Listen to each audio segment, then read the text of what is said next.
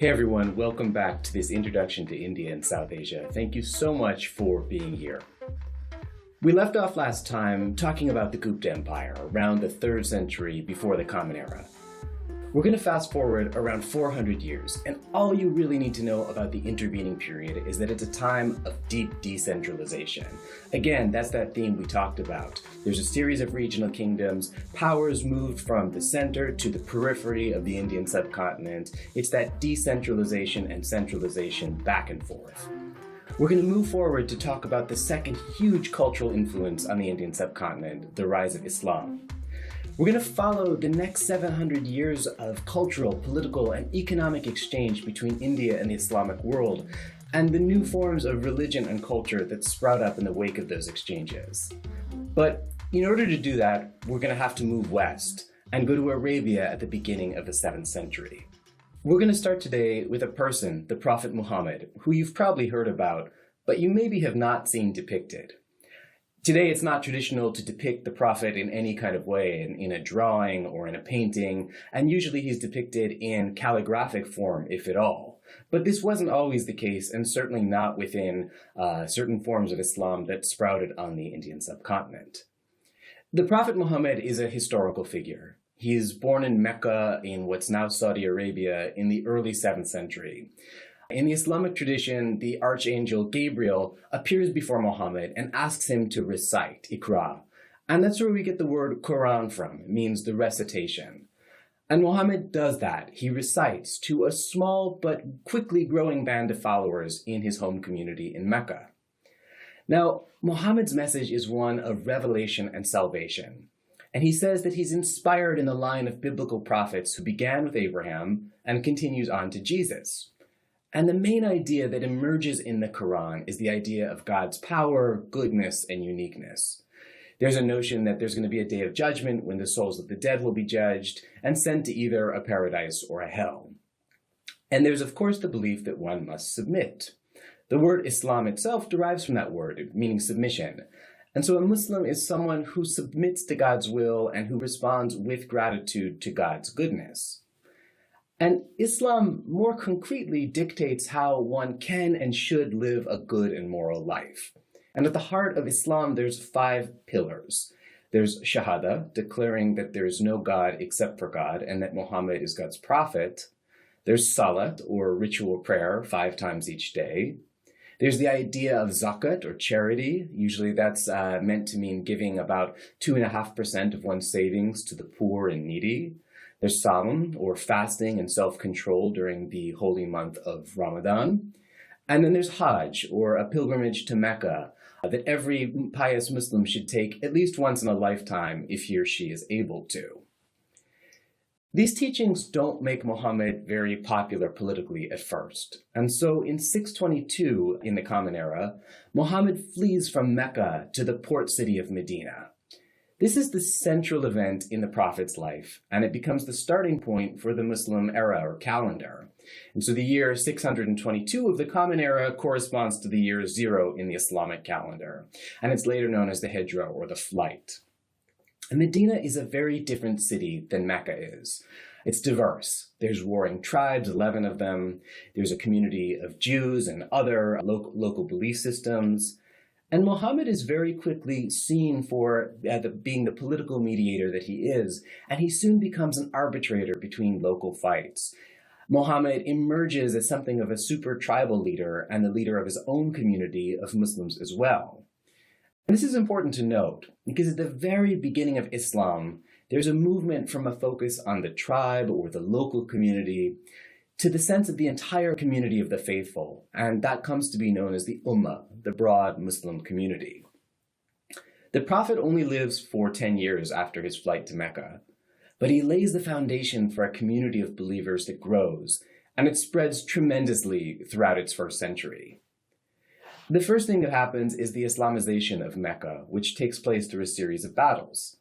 When Muhammad and his followers take Mecca, the Prophet becomes the leader of a state, with its own treasury, its own army, and different tribal allies.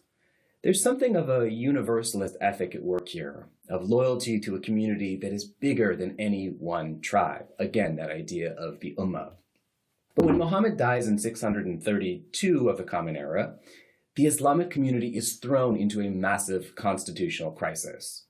No one's able to succeed him as a prophet, and so the community comes up with a new institution. That's the office of the caliph. This is the political successor to the prophet, who's going to serve as the central political leader of a growing and important religious community. The first four caliphs are drawn from the companions and relatives of the prophet himself. There's Abu Bakr, Umar, Uthman, and Ali. And the caliphs oversee a massive expansion of Islam. They fight against tribal leaders who are posing as newer prophets, and eventually they win what they call the Wars of Apostasy. Within 10 years of the prophet's death, almost all of Arabia has been touched by Islam. And more impressively is Islam's quick spread across the rich and densely populated river valleys of the ancient agrarian civilizations of both Iraq and Egypt. This is the beginning of an Arab Islamic empire. But it's not very long before Islam also begins to spread beyond its ethnic boundaries. And as Islam gets further entrenched away from Arabia, it has to find ways of approaching and reaching out to other communities. So a number of distinctly Islamic traditions or laws sprout up. First are land taxes and administrators. Non-believers in Islamic lands become subject to a poll tax called the jizya and a land tax called the haraj. And if they did this, they were allowed to live peacefully within the fold of the growing Islamic empire. There's protection and toleration that's extended particularly to Dhimis, or adherents of the Abrahamic religions, Judaism and Christianity. And before long, there's many non-Arabs who begin to embrace Islam and its universal message as well. So the center of power moves relatively quickly away from Arabia. The fourth caliph leaves the Arabian Peninsula for a military campaign, and he founds his new capital in Iraq, never to return to Arabia. The caliphate then is based out of Damascus and then in Baghdad. Arabia always remains the center of pilgrimage and religious life, but it begins to lose its political centrality as it moves further east. But then there's a split which will transform Islam forever. Ali, the last of the first four caliphs, dies, and there's soon a conflict between those Muslims who are followers of Ali and those who believe that the Umayyad family, which is an important family then in Mecca, should take over the caliphate. Those who do follow Ali don't recognize the caliphs who come afterwards, and they soon become a political and religious opposition. They become known as the Shias, while the other Islamic community comes to be known as the Sunnis. Right after this, the Islamic State begins to destabilize, and the era of conquest really begins in earnest. There's a second Arab conquest which sees Islam spreading even further. It goes beyond Egypt, across North Africa, to Gibraltar, and famously into Spain. It soon puts Constantinople, which is then the capital of the Byzantine Greeks, under siege. Soon it reaches Central Asia, and cities there like Bukhara and Samarkand become major sites of Muslim learning and devotion. And not a century after the Prophet Muhammad flees from Mecca to Medina, Islam reaches India. Even before this, there are Arabs who are arriving into India. Some Arabs have come to the Makran coast in northwest India by 644 of the Common Era. This is just 20 years after the Hijra. There's a second effort a few years later, but those Arab traders get turned back. But meanwhile, there's Muslims arriving in other parts of India in very small numbers within 7 years of the pilgrimage itself. In 629 of the Common Era, there's a mosque built in India in Kerala, and it's called the Chirmaran Juma Masjid. This mosque looks in some ways like the Hindu temples of the time. There's a brass oil lamp inside that's burnt, there's a rosewood altar with carvings, and in many ways the architecture looks a lot like a Hindu temple, with incense sticks being lit all over.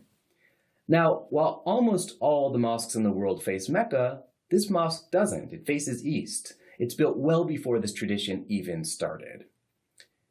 But a mosque like this is something of an outlier among the expanding spread of Islam. And really, the first major Islamic expansion into the subcontinent happens in 711 of the Common Era, under Muhammad bin Qasim. Qasim leads an invasion into the western province of Sindh, and he establishes the first state in South Asia with a Muslim head. The governors of Sindh are far removed from the caliph, and they operate essentially independently of him. Islam, at this point, begins to sink roots into Sindhi society, and the society really emerges as an early Indo-Islamic one. With this transformation, the region becomes a major global conduit through which many elements of Indian culture, things like mathematics, astronomy, fable literature, medicinal practices, get absorbed into the Islamic world and then in part transmitted into Europe.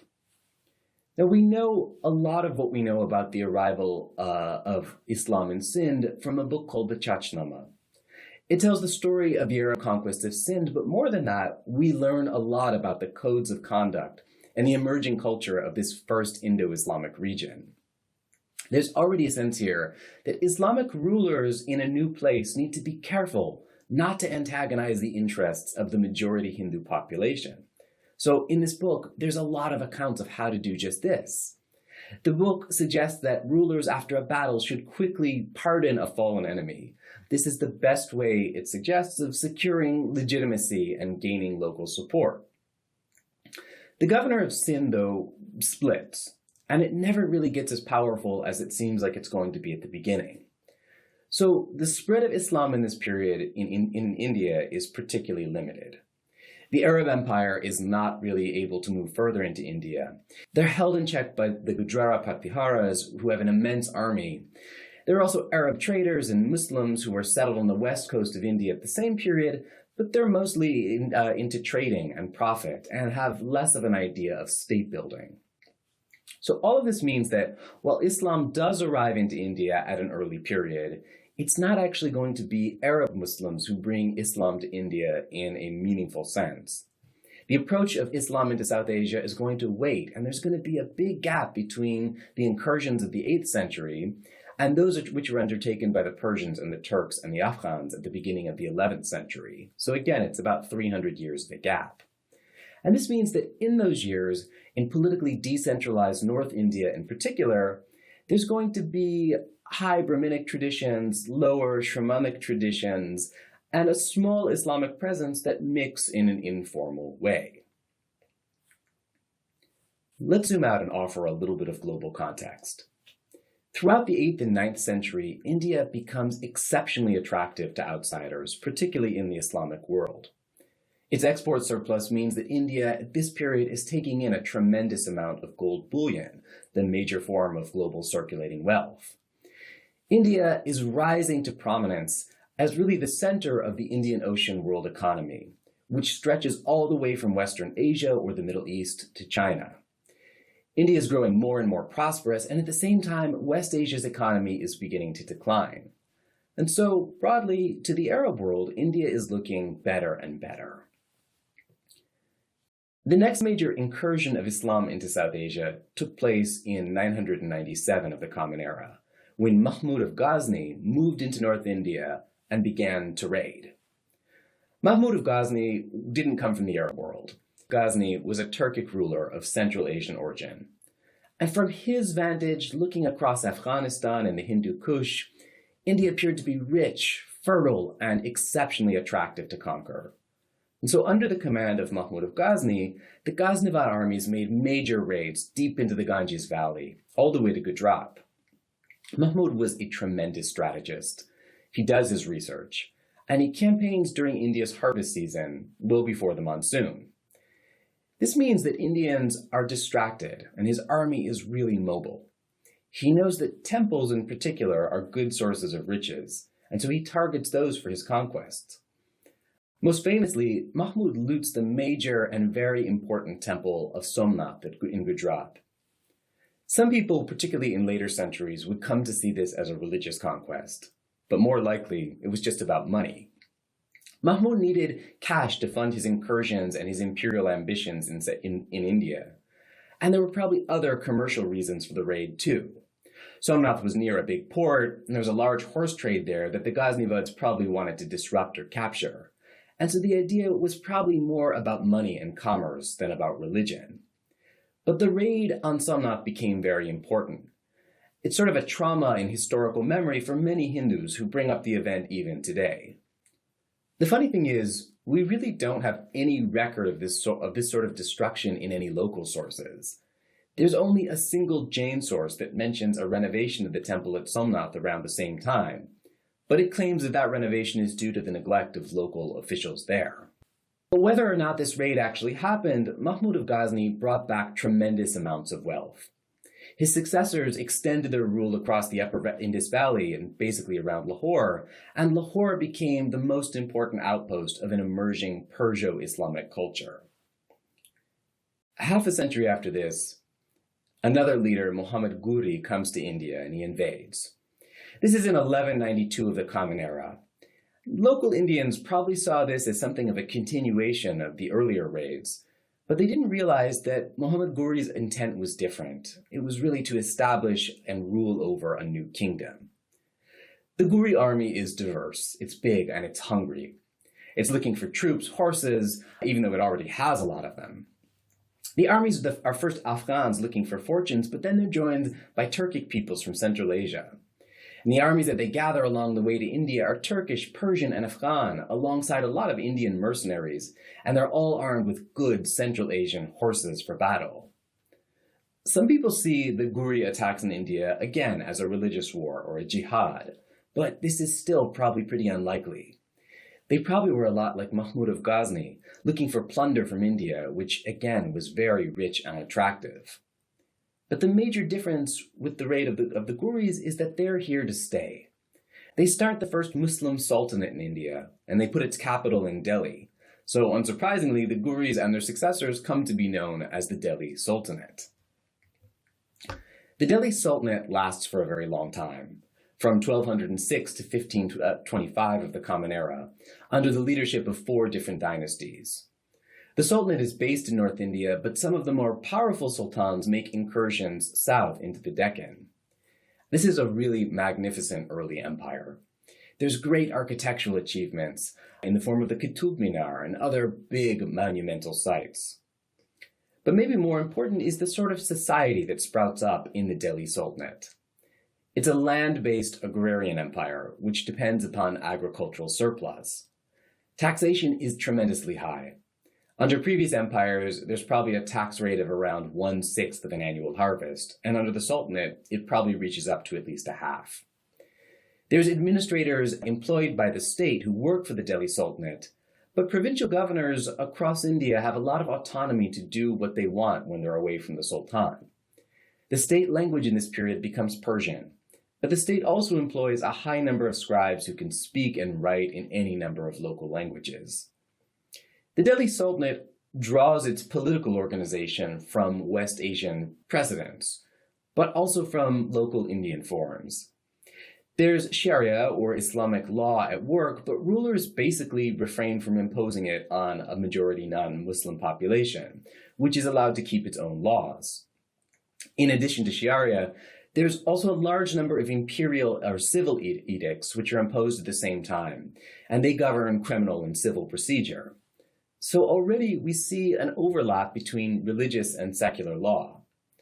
This arrangement keeps theologians happy and ensures that the majority non-Muslim population in India never feels fully threatened. The Delhi Sultanate is not the only power on the Indian subcontinent. For many of the years of its rule, there's other Muslim kingdoms which break away from the center, like those in Kashmir, in Bengal, and Gujarat. And there's a gigantic power in the south in the form of the Vijayanagara Empire. We're not going to get too much into Vijayanagara, but it's important just to note that it's a distinct civilization in South Asia, connected in its own way by other linkages to West Asia and Southeast Asia. There's a tremendous amount of wealth here and architecture that is really unlike anything else you can see in India. But what we should take away from this era of the Delhi Sultanate is that there's an emergence in India of a distinct Indo-Islamic culture. This is largely a product of necessity. There's a Muslim leadership governing a non-Muslim majority population. Local non-Muslim elites are brought into the fold. There's alliances made, and there's accommodations made for both secular law and Islamic law. There's something of a regional distinction here. In North India, there's the rise of a fusion between Turkish, Persian, and Afghan Islamic cultures alongside local Indian ones. This starts in Lahore and it spreads across North India. And at the same time, there's a more austere Arab version of Islam that takes root in southern India. It starts from the western or Malabar coast, and it moves into Sri Lanka as well. Looking back from the 21st century, it's a bit difficult for us to characterize what kind of overlap versus what kind of hard distinction there were between Islam and Hindu traditions on the Indian subcontinent. There's one view that says there was a clear dividing line between Islam and Hindu tradition. But we don't think that this is fully right. There were many conversions to Islam by lower caste Hindus, and it suggests that there was some degree of fluidity. And the number of people living side by side in India meant that Islam had to be Indianized in some fundamental and important ways. There's another potent thought, and it's a romantic one, that says that religious life in South Asia in this period became syncretic, meaning that there was little real distinction between Islam and Hinduism. But this probably isn't the case either. These are distinct religious traditions with their own important laws and distinctions between one another. So it's important to say that there's some kind of debate over how much these two traditions interacted and meshed in this period. Let's back up and talk broadly about the founding of new religious orders and new religious idioms in this same period. When we think about North India in particular and the arrival of a new Indo-Islamic society, there's broadly three groups of people we'll be thinking about, and it's important to break down what the society looks like. In Indo-Islamic society, there's a strong nobility, there's a class of artisans, and there's a larger number, the majority of peasants and farmers. Much of the nobility in Indo-Islamic society gets associated with the Turkic, Afghan, Persian, and Arab immigrant elites. Many of the artisans and peasants in these early years are lower caste Hindu converts who were attracted to the egalitarian nature of Islam. But there were big divisions within South Asian Islamic society itself. Sunni and Shia traditions continued to be present in Indian society. Most Indians were Sunni, but in parts of Sindh, in southern Punjab, and elsewhere, Shias also became influential. But they were far outweighed by the power of the Sunni majority and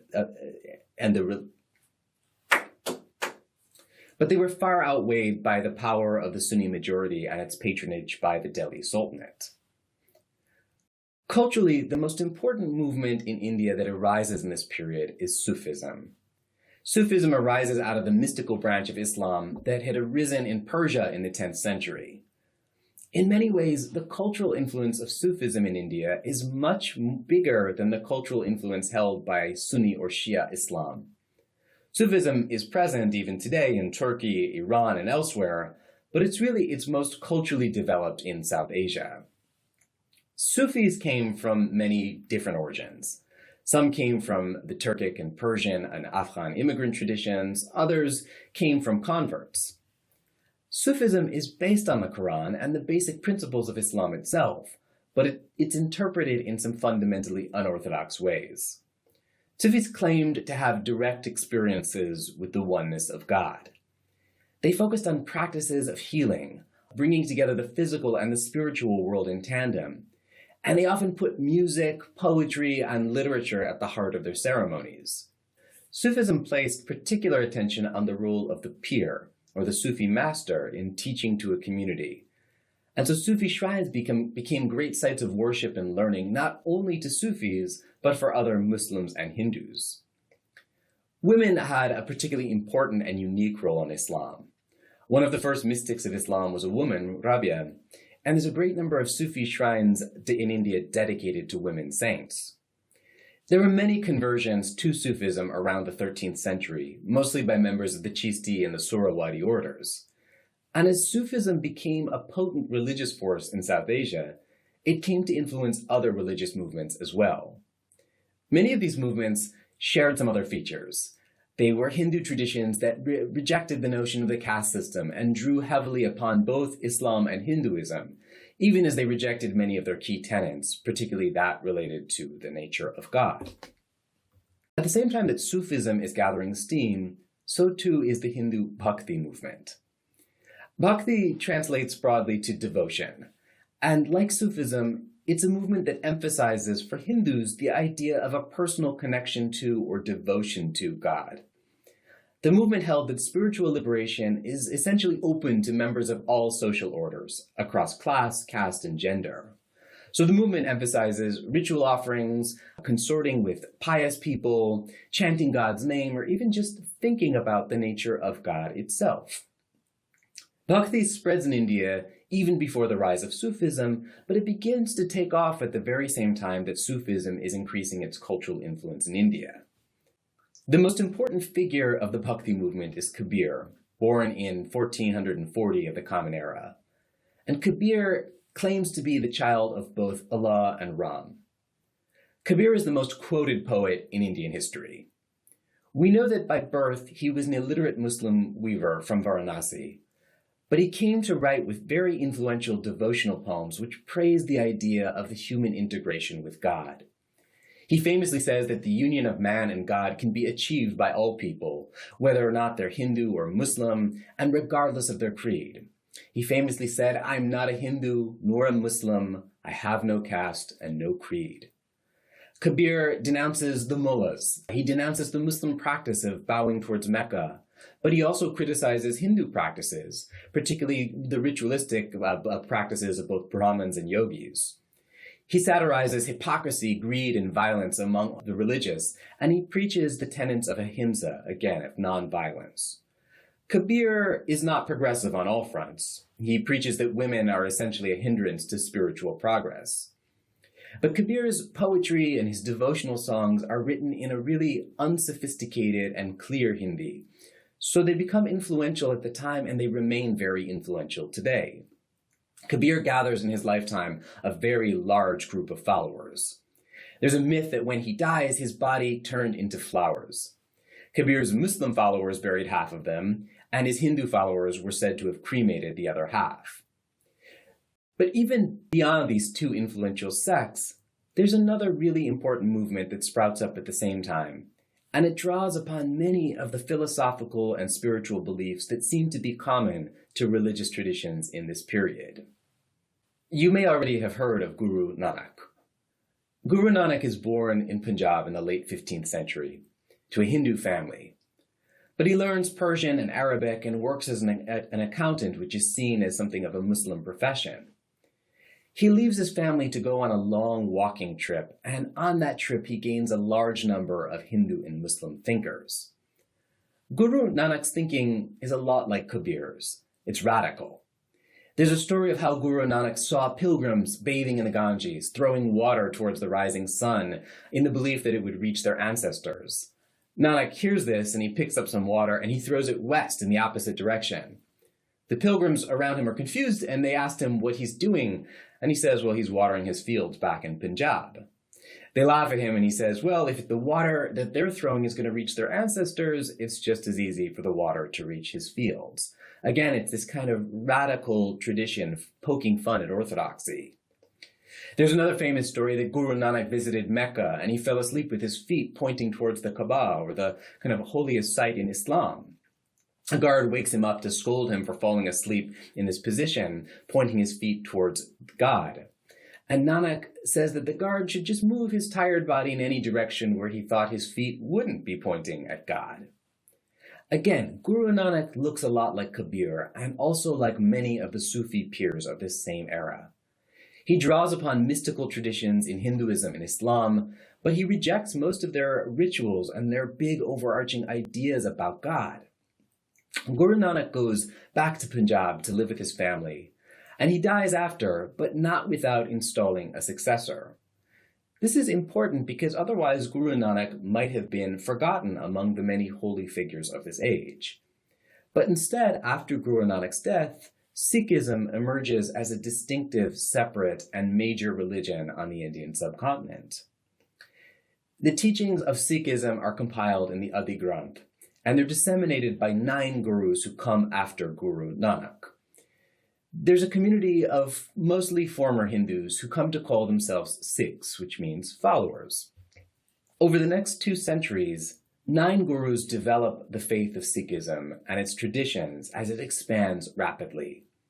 The community develops their own alphabetic form called Gurmukhi from the Guru's mouth. They institutionalize this important idea of a communal kitchen to feed disciples and others. There's new Sikh shrines, pilgrimage traditions, and festivals. And finally, in the late 1600s, there's a 10th Guru, Gobind Singh.